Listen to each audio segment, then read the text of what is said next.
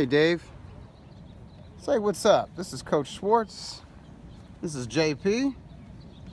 What's up, people? Dave, you were really impressed with not just Chris Eubank's knockout of Mr. Robot in his first appearance, his quarterfinal bout with the World Boxing Super Series, but you were very much impressed with the whole production and the post-fight interviews with both super middleweights. No, and Eubanks before the fight. Yeah. And right after the fight.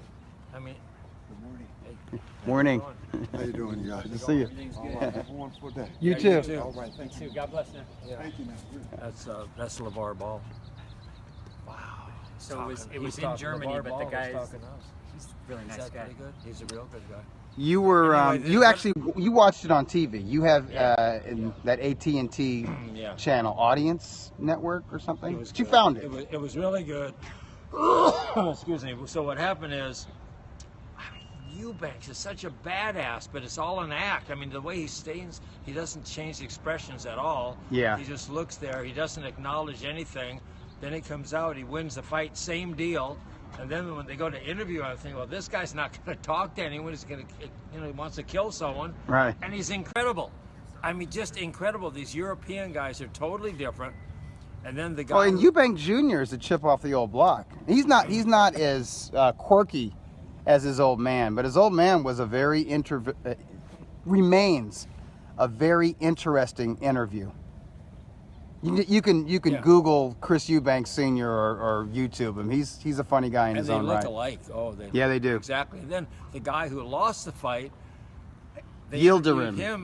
interviewed him after the fight, and he was incredible.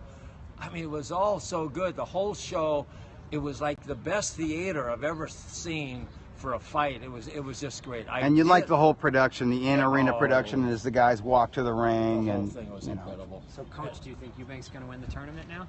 You know, I don't know that much about the other guys. I thought Eubanks is good, Yeah. but it's hard to say how good he is against a guy like this who's Right. pretty inexperienced. Yeah. And also a certain a style, just a march forward guy, a guy who marches forward, and his defense is just to put his gloves up against his head. And he got It'll rocked. be. I think it'll be a little bit different when Eubank is in with George Groves and Callum Smith. Although I think George Groves is a bit. I don't want to call him shop worn, but there's some wear and tear on I just Groves. think he fights good for six or seven rounds. You might be right about Yeah. that. I agree. Yeah, Fades. he's good for about 7 rounds. Yeah. Yeah. But that'll be interesting. Groves fights this weekend. We'll see how he looks, and then the tournament's been great. So both of them, and now we got Usyk and Breedis. So that'll be good. That'll be good. When's that fight? They haven't set a date yet, but all the semifinals will be in 2018. So over the month of October, we're gonna finish the quarterfinals. Okay. So Groves will fight this weekend. The following weekend will be Gasayev. Oh yeah, against Vladarchuk. Yeah, that's going to be a scrap. That's gonna be a scrap. And that's going to be here in the United States. New That's in Jersey. Newark. That's at the Prudential Sewer, So we might get that the one. Prudential Center I- in Newark. I didn't mean to call it a sewer. Yeah. I combined Center and Newark. I can't say this for certain, but because that one's in the U.S., we might get that live on the Yeah, AT&T channel. I hope so. And then the That's going to last- be an awesome atmosphere. Oh, it's gonna be great. Yeah, the Polish fans are going to come out for Vladarchuk, and maybe some Russian fans will come out for Gassiev. Yeah, I think so. And then the last quarterfinal of the super middles will be the end of October. Rob Brandt versus Brahmer Okay. in a pick'em fight. So Yeah. we'll see what happens. What do they win if they win? I think it's $1 million, right? Is it $1 million? They get a lot of money. Schaefer promised Yeah. $1 million? Yeah. Schaefer. Or whoever's involved. Hey, Sauerland and Schaefer's Schaefer. doing a good job with this tournament. He just the only area where he dropped the ball was securing U.S. television.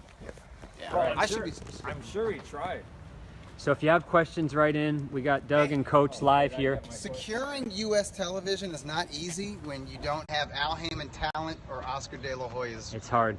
pull. Well, the atmosphere. about it. The atmosphere has been incredible, but I just wish the fights were all live. The streams have been a little tough to find, Yeah. but the tournament's been great. Not all of them have been reliable. And I seriously can't wait for Usyk and Breedis, and I mean Groves and Eubank. If that happens, will be a big fight. Yes. So I'm Those super are some excited. big UK fights. Yeah, it's I'm gonna still a be, little bit more into the cruiserweight tournament yeah. than I am super middleweight. I would agree.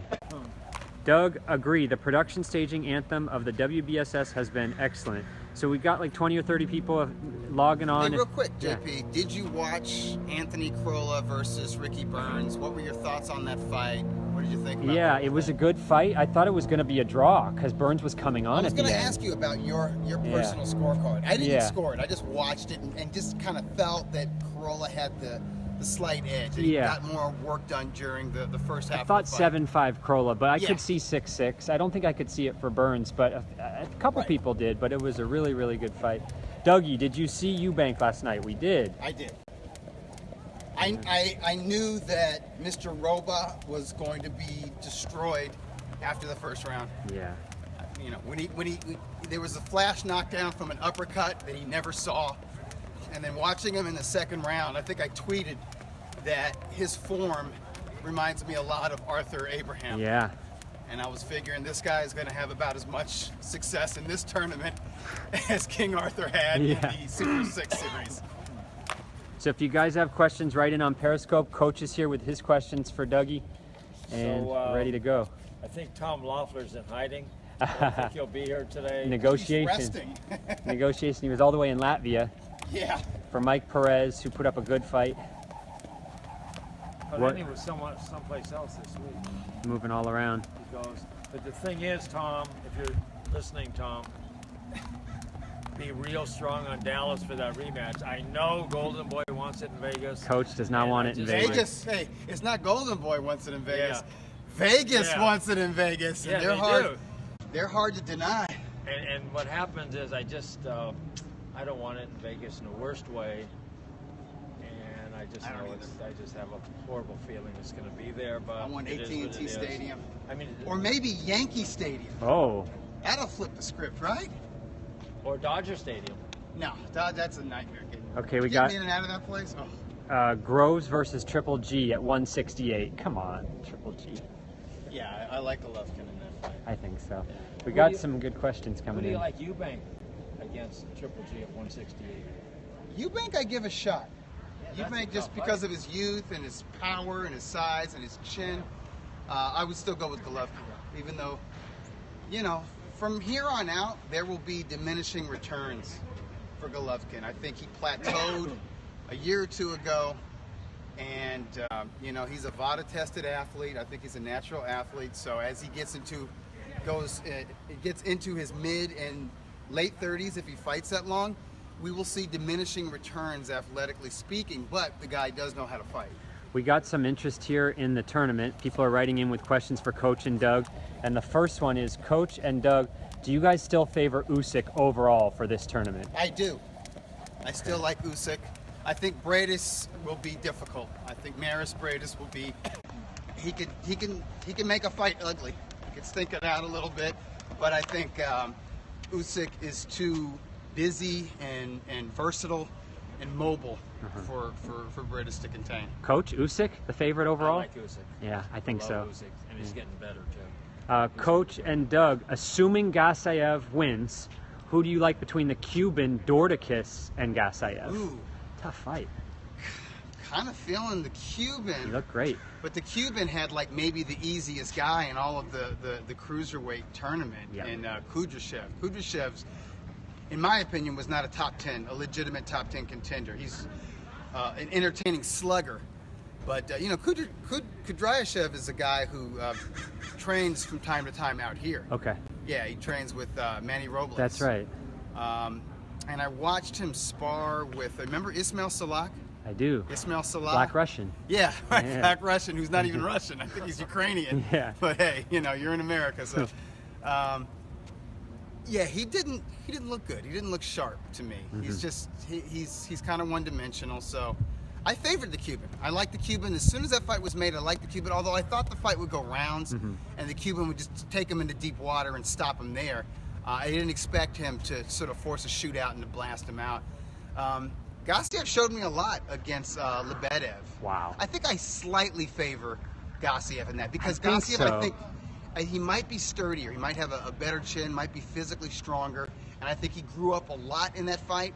And that think the fight that he's going to have to get through with Włodarczyk, Yeah. the former champ from Poland, that guy's a beast. Yeah. You know, he's a bit past his prime. He can punch. But just getting in there with this former champion and a veteran like that, Yes. he's gonna learn and he's gonna grow. I agree. think that experience will serve him well against Dorticos. But that's a great fight. That Polish champion Włodarczyk never gets stopped early. He comes to fight. Yeah, he's game. Yeah. Yeah, no, that's gonna be an excellent fight, folks. Going to be a great fight, and that's in 2 weeks. So Coach and Doug, Canelo versus Eubank. We have a lot of interest in Eubank this morning. That's a tough fight. Kind of like Canelo. Mm-hmm. I like Canelo. I think. See, here's the thing about Eubank, and everybody should know this. Eubank Jr. If you march right at Eubank Jr., he will just look what he did to Gary Spike O'Sullivan. Obviously, look what he did to Mr. Robot. And he handled Arthur Abraham. Abraham was tough enough to go 12 rounds. Guys that just have the high guard and walk forward, they're going to have trouble with him. But somebody like Canelo to me is a complete fighter. He's really good on the inside. He's competent in terms of his defense. He can stick and move a little bit. He can fight off the ropes. I think he's got a little bit. His toolbox, to me, it appears way deeper than Eubank Jr.'s. Now Eubank might prove to have a deep toolbox himself, but I haven't seen it yet. So I favor Canelo in that fight. Yeah. Even at super middleweight. This guy has impressed a lot of people this morning. Lots of questions about Eubank. Yeah. So Coach has questions for Dougie. We'll start with those, and if you guys have questions, keep writing in. Okay. So this fight was October 3rd, 1951. 1951. It was the first ever nationally televised fight. Oh wow. And it was Nationally? It was in Chicago. For title fight or just fight, period? You know. And when you say nationally televised, you're talking about America, right? Yeah. Obviously, it was in Chicago. Yeah. So. And this is. I don't think it wasn't a championship fight. It was not a championship fight. But did it involve like a really popular fighter? Obviously. One big time fight. One big time Well, let's fight. say I wouldn't call him big time. Well, but was he a champion? Did he ever have a He champion? had What weight class? middleweight. Middleweight? And this was 1951.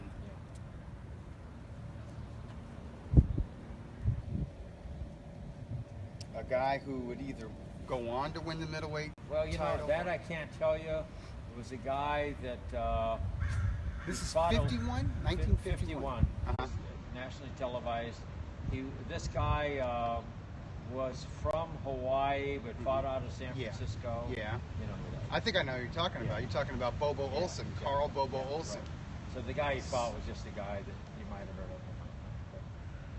But anyway, but you got Let me the big think. guy. You got him. Let me think. You Hold got on. him. Who would I gotta give Bobo that to you. Olsen have fought? Well, this was just, and the other guy won.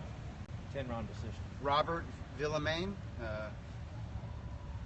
So Olsen lost Yeah. to 10-round this decision. fighter. 10-round decision. I wonder if it was another middleweight It was the contender guy at the that time. you might not. I'll tell you. All right, who was it? Dave Sands. Dave Sands. Yeah, No, so I'm not I familiar have with heard of him. That's just a tough because one. I remember those You remember? fights, but, yeah, I don't remember anything about him. Yeah, you I remember just the name, though, I huh? remember the name. Yeah. Holy so, shit, okay. So who did Olsen win the championship from? That's a good question. Olsen fought Robinson 4 times and lost all. And I saw one of them in person. Yeah, You the saw one one out here live. in Wrigley LA. Field. Yeah, he Yeah. got knocked out in like 4 rounds in that. Yeah. Man, Robinson was amazing.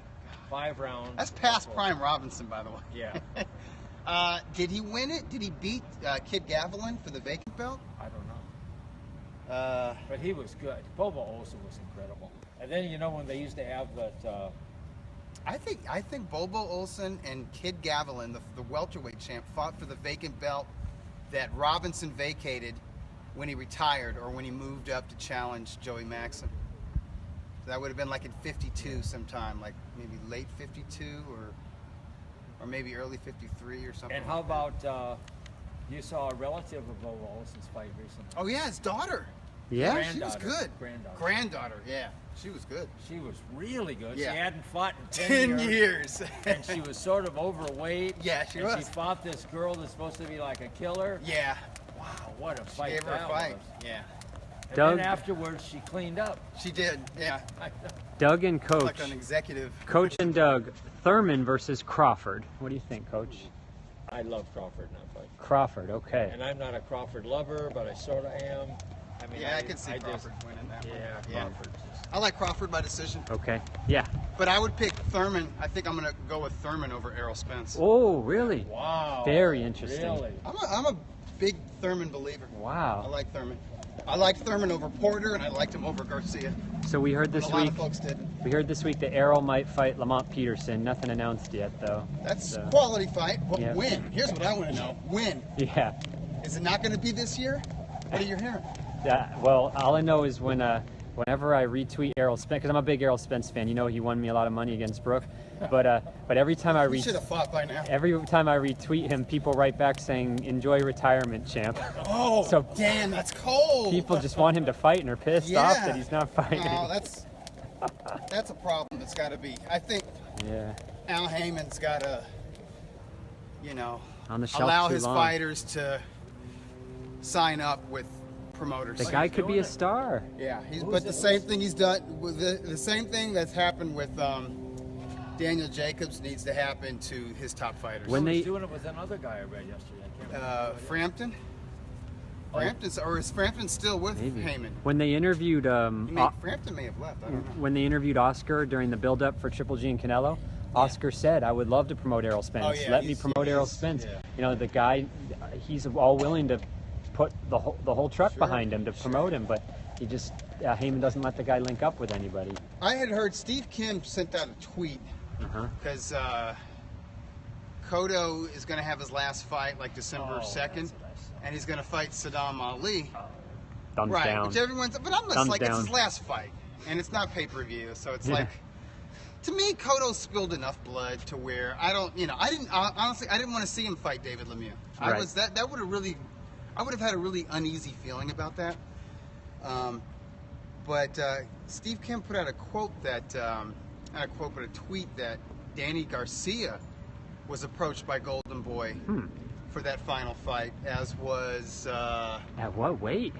Danny Garcia, Jesse Vargas. What? Well, it'd be like at 154. They'd have to come up. Yeah. Danny Garcia would go to wow. That would be an interesting fight. Yeah, and then I mean, Garcia's a two-division champ. You know what I'm saying? Obviously, it would be better received than Cotto versus Saddam Ali. And there was one other person, but at least one of them was a Heyman fighter. I guess it was just Danny Garcia or whatever. Yeah. But so it's kind of like other promoters are viewing even Heyman names as like possible to fight on their platforms outside of the PBC platforms. That's kind of interesting. I honestly think if I'm managing Danny Garcia, I say take that fight. Oh, I mean that's listen, Cotto's up there just because Kamagai couldn't get him out of there. Kamagai doesn't punch like Danny Garcia. Kamagai doesn't have Danny Garcia's talent, Thanks a lot, I man. mean, we really don't know what Cotto has left. We really how don't. about Cotto and the other kid that Garcia beat? Porter. How about Oh, Porter? yeah. That's a tough fight for him. That's Talking about Cotto against Sean Porter? Yeah, that's a tough fight for Porter's rough, man. He is Yeah, real rough. that'll let us know. You get in- See, I'm not a Cotto lover, Yeah. but I sort of like him against David Lemieux. Technically, he's superior. He showed me a lot in his last fight. He did. And that he wants to fight too. He That did. was a tough But fight. he showed you. He showed you he still has legs. He's still got that skill and technique. He can still let his hands go. So he's not shop worn. But he was in there with a gatekeeper, a junior middleweight gatekeeper who could probably still make 147. Just doesn't have that pop, He's just a grinder or whatever. You got to figure a real middleweight puncher like Lemieux at some point is going to get to that body or that head. And to me, I've seen Cotto take enough punishment over a 17-year career to where it's like, I don't want to see him have to even gut out a victory, This guy says great topics, Coach and Dougie. Great straight talk as usual. All right, thanks, Hey, man. how's Cotto's jump rope? Better than mine. Dougie, Khan versus. What do you think, Dougie, of Khan versus Brooke in Sheffield, England? That'd be great. Yeah, it'd be huge. That would, I mean, they could do it at the same place where Brooks Spence took place, Yeah. and they'd totally sell it out. They'd do more than 30,000. Yeah, so now Eddie Hearn said Kell Brooks' comeback's going to be pushed to February of next year. So we're not going to see him for a little bit. Brooke needs a rest. Yeah, he does. Yeah. And Eddie Hearn's incredible. Yeah. He's the man. Hey, we might see Brooks stateside. We might. Yeah, he might come back to the U.S. We might. He announced last night that Nigel Ben's son, Yeah. that he's going to be on that November card. Did he say that? Okay. All right. Yeah, I don't know if he's going to be on part of on Yeah. the HBO broadcast. Yeah, but he knocked a guy out yesterday. he looked good. 9-0, 10-0, something like that. Yeah. I mean, he's a prospect. Okay, I got a question. Yes, for you. Coach. Who made their pro debut October 4th, 1940? Pro debut. All-time great. That's got to be Sugar Ray Robinson. Got it. Hey. And here's the thing about Robinson. So, I think he was 20 years old when he turned pro. He just turned 20.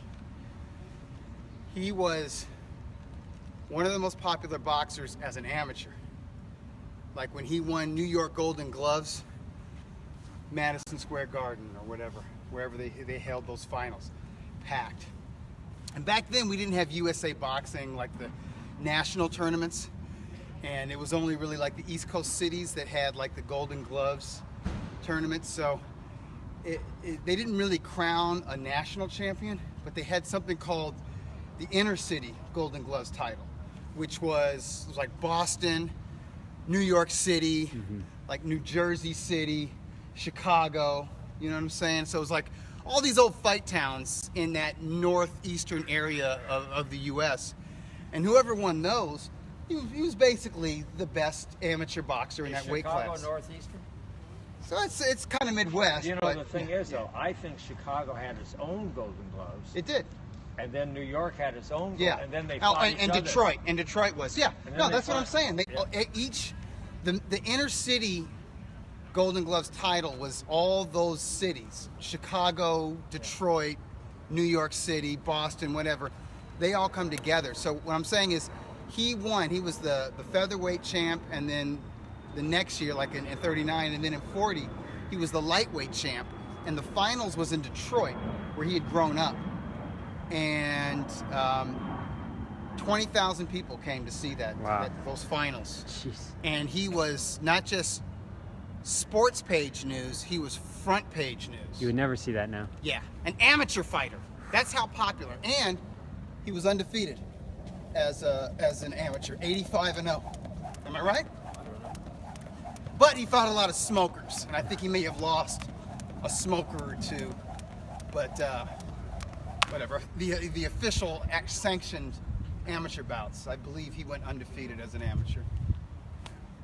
That was good, Dougie. And when he Right. turned pro on a Madison Square Garden undercard, which was unheard of for a preliminary fighter. Right. You had to really earn, even just on the undercard, you had to really earn, you'd have to be like 15-0, or, you'd have to have like more than 10 fights. But Robinson was so proven and so popular. Yeah. So who else knows the backstories like this? That's incredible. Dougie, what's your thoughts overall on the UK fight scene and Corolla Burns filling up a huge arena I like love that? it. It's awesome. I think it's great. I think a problem that I have with American boxing fans and boxing media is there's an attitude where the only fights or the only fighters that matter are guys who are future Hall of Famers or guys who are in the pound for pound, right? And everybody else is just unproven or a nobody or a has-been or a never will be, and or just a journeyman or a gatekeeper or a bum or whatever. And there's too many members of boxing's press row that can't enjoy a fight unless it's like number one versus number two, or there's some kind of pound for pound stakes, you know what I mean? Right. Or they're one, at least one of the fighters is going to go to the Hall of Fame one day or whatever. It's like, I like the fact that they can pack Manchester Arena, and we're talking about one guy in Anthony Corolla who's the number 9 ranked lightweight according to Ring Magazine.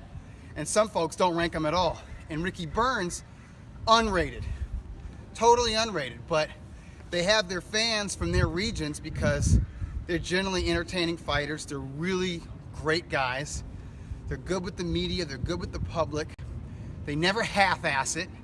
You know, they give 100% when they get in the ring, and that's what matters. It's what they've done in the past. It's not what their ranking is or their status in the sport, you know, or the fact that they're trying to be like, you know, bombastic or larger than life. You know, they're not trying to be David Hay, or they're not trying to be Floyd Mayweather or whatever.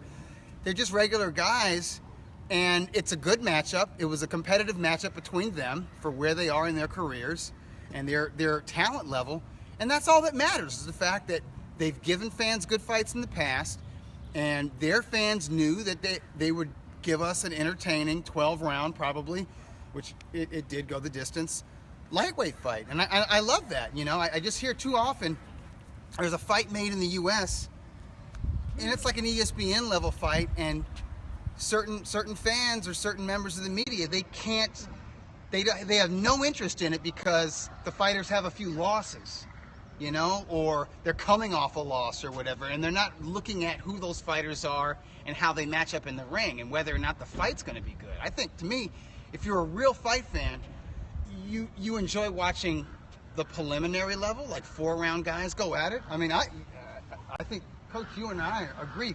I love seeing a fight where one guy's like 1-0 or 0-1, or both guys are making their pro debut. That's something really special. No, yeah, I mean, it's special. They're never going to be like that again. And then the crowd they bring out. Yeah, For their pro it's their debuts. families. It's not. I mean, it's their gyms. It's everyone who's followed them and supported them as amateurs, if they had an amateur career. But And it's just their dream. It is. And so it's so special. on these streams, for the Golden Boy streams and the Thompson boxing streams, you see these fights every single time. There's someone, 1 or 2 fights where someone's making their pro debut. Yeah. And the backstories to it and the whole thing, and it's really. And a lot of and you see them grow up a little bit over 4 rounds, or they just go at it because they got all those nerves and the lights are on them and the headgear's off and they got smaller gloves, and it's just. But I mean, I find it funny when you're a self-professed boxing fan, and you're like, well, I don't care about those guys. That guy wasn't in the Olympics, or that guy wasn't an amateur champion, or, you know, it's like, just enjoy it. To me, the English fans get it. It's like they will support somebody if they're It's awesome.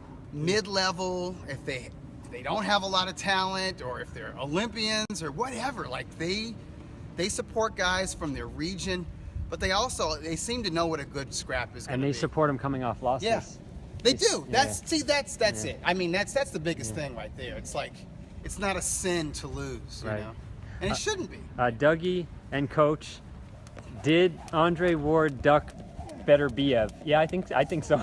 I don't think he's ducking him. I'm just thinking he doesn't want to fight. Look, he's got 3 belts, right? Yeah.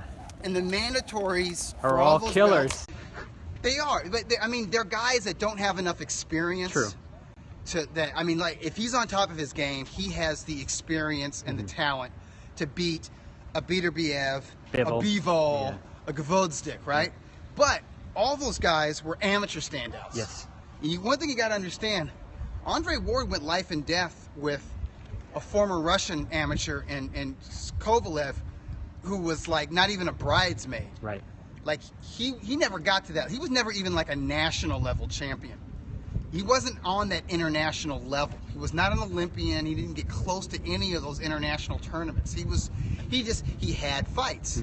He had fights as a Russian amateur. These guys, they have more polish than him. These were standouts. These were amateur level standouts. It shows because they've all advanced rather quickly as professionals. I think Beterbiev has 11 fights. I think so. Bivol, what does he have? 10 fights? 10, yeah. 11, you know. Gavodstik probably doesn't have more than 15. 14 or 15, yeah. Okay, but they know how to fight. So they've got the foundation from that amateur background. They were elite level amateurs, and they have physical attributes. They're strong. They can punch. They can probably take a punch. So I think if you're Andre Ward, you're like, okay, I can beat these guys, but it's going to be tough. It's tough, yeah. You know, if I have a bad night, one of these young guns might beat me, and how much am I getting paid for this risk? That's what he's thinking about. He's like, can I get paid what I got paid for that rematch with Kovalev? The answer is no. So he's like, well, you know what? Good day, everybody. Well, we'll see. Bivol and Beterbiev both have fights coming up, so we'll get to see them. I'm looking forward to that. And well, let me tell you about Andre Ward. Yeah. I mean, that's the smartest move of all time. Yes. He just made $12 million in 2 fights. Right. Why should he go? He's not going to make any money against these guys, and these guys are tough. Right. And and he's still got his act totally together. And you know that he has every penny. He has every penny he ever made. Every penny. He's invested in it. He's smart. I'm the only guy that likes him.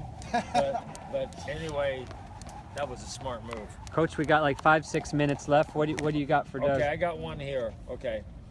This one was October 7th, 2006. The fight was in Chicago. Okay. And one of the guys is from Poland and one of the guys from Australia. Poland and Australia. Oh, yeah. So this is probably Tomas Adamek versus Paul Briggs from Australia. Great call. And who was Briggs' trainer and who was his cut man? Oh. Huh. You know him both. Really? Personally. Was it Jack Mosley? Yeah. Really? That was like the last championship level guy that Jack had. And who was Paul Briggs from Australia. He was a fun fighter. Yeah. They fought had twice. two Adamek fights. beat him twice. And they were Adamek was too big, great too fights. rangy. They were great fights, fights. yeah. And I think that fight, that was their first fight, and it was not televised. It was an HBO main event. It was another Polish guy, Andrew Galata, challenging Layman Brewster for the WBO heavyweight title, and I knew Brewster would annihilate him. Right. Brewster took him out in 1 round, looked like Mike Tyson. But the thing about Brewster is, one fight he looks like Mike Tyson, the next fight he looks like a journeyman. I know. You know, it was like, you never knew who you were going to get, you know? Yeah. Who was the cut man that night for Paul Briggs? Cut man for Paul Paul Briggs. Briggs?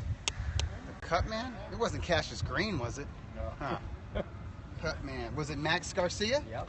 Right. Second guess, not bad. That is Nice. good. Not bad, yeah. Wait, okay. Okay, Max. And Briggs, I believe. I know you're watching, Max. You did a great job. You guys got robbed. He really won the fight. Yeah. Paul Briggs won that fight. It was really close, yeah. Matter of fact, I think Adamek had to maybe get up from a knockdown or something like that. Briggs was, I think he was like a Muay Thai kickboxer or something who made Yes, that sounds right. Yeah. Yeah, but a Can good you athlete, believe obviously. can you believe we're talking in 2017? Adamek is still fighting. What a badass! This Really? guy. He's fighting Who still. would have thought that guy was going to go on to be a heavyweight contender? Yeah, beat Areola. Yeah. Adamek's a badass. Yeah. Jeez. Okay, I'm going to give you this one. October 11th, 1966. Excuse me, 1996. October 11th, 1996. In Las Vegas. Who did Johnny Tapia knock out in 7 rounds? Johnny Tapia. In Las And Vegas? You know him personally. Was it,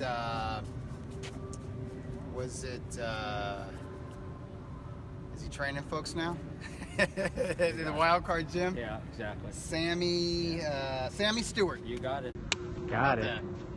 Got it. Only person in the world who can get that. Now wait, you got Max Garcia as the cut man. Yeah, second Jack guess. Mosley as the trainer. There you go. Wow, that is just I'm actually incredible. surprised I remembered that it was Mosley that was training for his. Dougie, do you know the UK fighter Benny Lynch?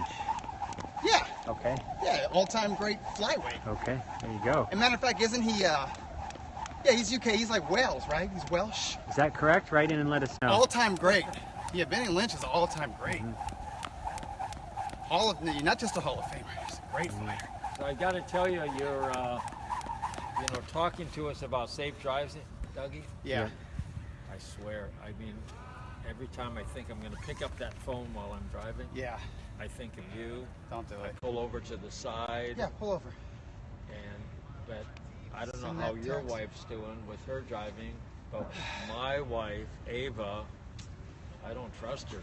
I don't trust her. Does she have one of those things that holds the phone No, for her? I just think she's, I talked to her about it, and if she calls and asks if she's driving, I hang up, And I don't, Really? but, That's yeah. good. I but- should do that. No, but I don't.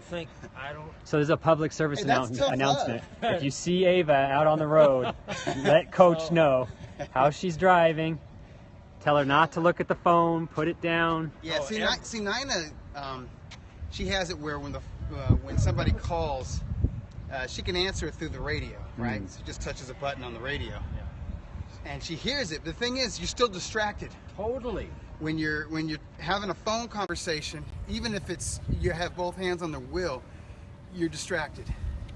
And I know that because if I'm just in deep conversation with somebody in the passenger seat, I miss my turns all the time. Oh shoot, that's what So let me ask you this: what do you think's more dangerous for your health?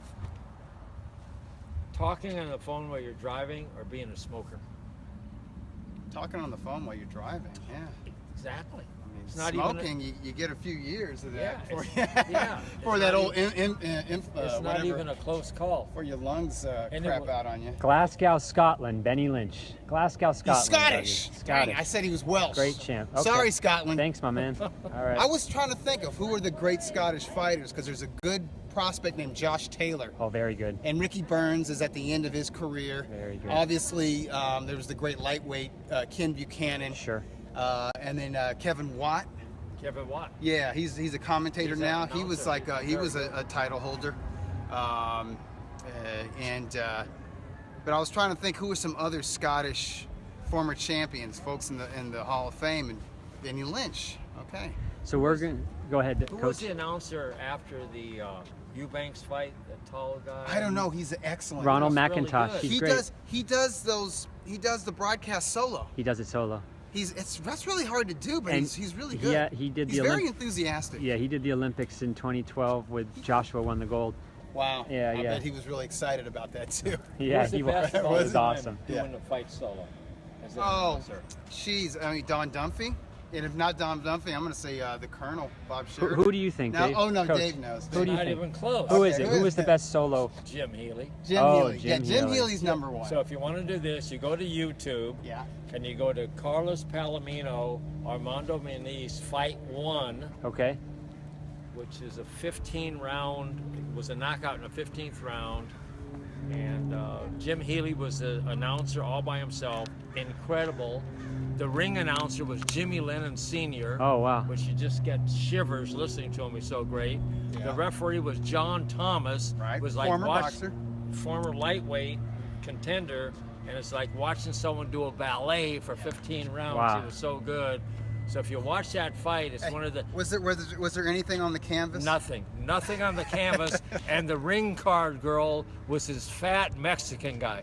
That guy was awesome. He was great, and Jack Fisk says that is the best fight he ever saw in his life. You're Wow. going to have to explain who Jack Fisk was. Jack Fisk was the premier boxing writer, and he's from New York City. He never drove, and then he moved to San Francisco, where he lived for a long time. And didn't he write for the Chronicle? He wrote for the Chronicle. He had for a articles long time. twice a week, Tuesdays and Saturdays, and there's no internet, so I'd be driving around all over on Tuesdays and Saturdays looking for the Chronicle because they kept changing where they would have it, and then they had it in a couple of those stands, where you put the coins in. But anyway, the article was real. It was sort of like an Alan Malamud Yeah. column a little It was bit. kind of like random thoughts, Yeah. or like a little Yeah. thought here, dot, dot, ellipsis, dot, dot, dot. Yeah. On to the next subject, dot, dot, dot. Yeah. And he was a great guy, really bright, all-time negative guy. I mean, like really negative, but a great guy. There's a YouTube pick of the week from Coach. So next week we're going to be back talking George Groves. You were supposed to give us a pick of the week. Yeah. Yeah, that's gosh. Did you do it? I But thought what kind of pick? Like a well, betting well, pick? the problem is Oh. there's no odds yet for Charlo and Lubin, which might be close, Right. and there's also no odds yet for Lara and Gasha. I think it's Cachet. Cachet. but Everyone says Cachet. And there's no odds for Hurd and Why Trout wouldn't there yet. be odds? And that's a big card. So, I'm going to have to do it without odds here, but I guess I would lean to, boy, these are tough fights. I But think Lara wins the decision. let's go Laura decision. Let's go, God, I like Austin Trout. He's a good guy, but let's go Hurd knockout. I'm thinking Hurd, either late stoppage or decision. And in the main event, Close decision. If it goes. In the main event, Lubin and Charlo. Coach? I like Charlo. Oof. I really like I like Charlo, I like too. Charlo That's a lot. three of us. Charlo. Let's go I Charlo. thought you were feeling Lubin. I don't know. I'll go Lubin. Kid is strong. I'll man. go Lubin to Kid- be different than the He's crew. a big, strong kid. Some 21 years old though. what do they say is healthy? Some difference in the group is healthy. Yes. So I'll go Lubin. Always. So next week you'll see if Doug and Coach are right or I'm right. I'll be on Lubin. They're on Charlo. So Coach, you were talking about driving and being safe. Well, you tell them about driving, Doug. Hey man, just shake it off. You know, when you get behind that wheel before you leave your driveway or you drive off that street, just shake off whatever. If you feel like you're late, if you feel like you're in a rush, if you're feeling pensive, pissed off, whatever, drop it. Just shake it off, and have a really good attitude. Meaning, you're not worried about somebody being in front of you. You're not trying to race anybody. You're not weaving in and out. Like, don't drive impatiently and don't be greedy when you drive. If somebody needs to get in, let them in. You know, kind of helps the whole flow overall. So that I mean, it goes without saying. Don't put your phone away and all that. helps your but have the right attitude when you drive. I mean, you don't even have to turn on the radio, but sing a little bit. You know what I mean? You know what I mean? Think happy thoughts, love everybody. The same way when you're outside of the car, but it's especially important when you're behind the wheel. But it helps your nervous system too. Of course it does. You know, Otherwise, the driving wears you out. I was listening to Colin Cowherd, who's, I think you all know who he is, and he was talking about he lets everyone in front of him. Yeah. Everyone when he drives. And Good he's, move. You know, he's sort of an aggressive guy a little bit, but when he drives, he lets everyone in front of him. And I'm sure Bruce Buffer does the same thing. That's right. Our hero, right? That's right. It The is. man. Anyway, hey, Dougie, you were sensational Thank today. you. Thanks, Thank Coach. you. Thanks, Doug. Those were kind of challenging. You got them all. No, I didn't. I couldn't figure out who. What, Max Garcia, you got No, in who second. Olsen, who Bobo Olsen. But it took me a few hints for that one. Well, that was I didn't know that was the first nationally televised fight. So next week, Now I do. thoughts on Groves and the triple header. We'll see you guys then. Peace out. Peace out, people. That was long. Yeah. It was. I